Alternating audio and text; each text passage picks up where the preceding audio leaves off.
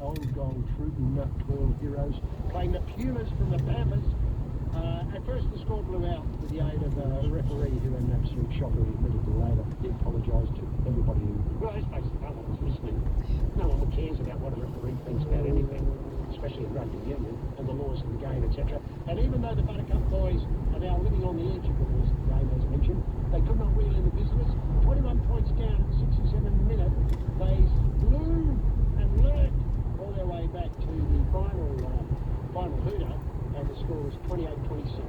The match, as already mentioned, the Bloody Slow, speaking of rugby, and the annual Australian v New Zealand fixture of old gold Jamaica run and racing disappointment is now almost upon us. I haven't worked out the number of sweeps, but it's not that many.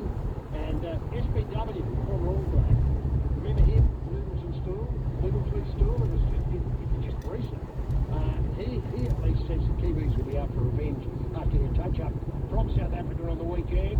The Melody and that fabulous Wheeze, New Zealand 10, visitors 43. And you can see that SBW may have a point, obviously losing to South Africa is not good. Not good for a World Cup team. Losing to Australia is even worse, but not by much. Now stand back and let the dogs eat a lure, and welcome to ABC Start, and ABC Local Radio, the Sugar Concert Freak, and wellness influencer of 2025, who's a deep and abiding interest in skin, flesh and brains, in the House of Beauty range of cosmetics for rugby league players and fans. So that's what you get if you buy those fabulous products. Just a note from our charity partner, the Wicked Knights of Alabama. Now, it's final times and it's great in swim genders, so many are prepared to put their pen down the front of the shorts and produce something for those Aussies who are worse off than themselves, and more power to them, and hats off. Remember, the Knights are the only authorised fundraising affiliate of the Blood. Please do not donate to organisations, and they are very visible at the moment, like the Plastic Convicts of Pokemon. They have no connection with this or any other ABC Sport program. And now, an Aussie who has extensive knowledge of many issues affecting rugby league, but is not authorised to speak publicly about the current Russells, and there are plenty of them. He contributes today on the condition of anonymity, and remember, this bloke, he never gets tippy. It's all fact, no jabber, no kidder. Rampaging Roy Slaven, happy rugby league. Can I get that OG funny and function by asking what highlights point will wrestle side this week? Quantum computing AI encrypted Dixie Chicago. Yes, thank you very, very much. SU Nelson, of course, happy rugby league. SU to you and to your family. And happy rugby league to all hard-working, law-abiding, inquisitive Aussies. Absolutely speculative, and it's too early to come to any conclusions at all. All you can say at this stage is that in all probability there was life on Mars, and that's very exciting. Cheers, Miles. I'll point out, before you went to Turkey all those years ago, no one thought rugby league was played in Turkey. No, they didn't.